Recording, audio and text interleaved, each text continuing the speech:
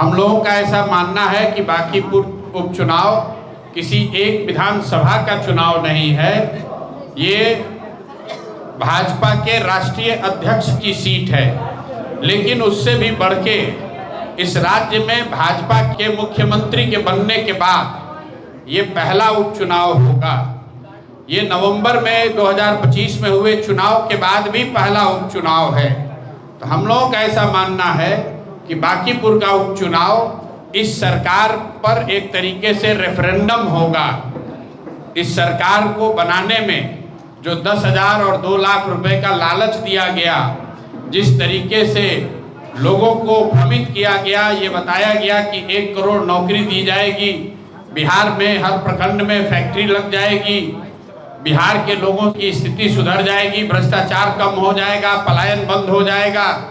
इन सारे वादों के बाद जो मैंडेट सरकार को मिला और सबसे बढ़ के ये बताया गया कि अगले मुख्यमंत्री के तौर पर नीतीश कुमार रहेंगे और पिछले दरवाजे से सम्राट चौधरी को मुख्यमंत्री बनाया गया।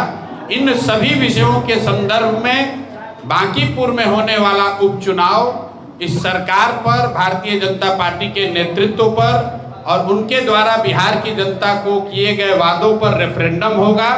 इसलिए जनसुराज ऐसा समझते हैं हम लोग जनसुराज में कि हमें पूरी ताकत से वो चुनाव लड़ना है और हर हालत में वहाँ भाजपा को शिकस्त देना है, ताकि ये बात स्पष्ट हो सके कि नवंबर 2025 में जो चुनाव का परिणाम आया उसमें इनके भ्रमित करने वाले बयानों के और कार्यों की बड़ी भूमिका रही है।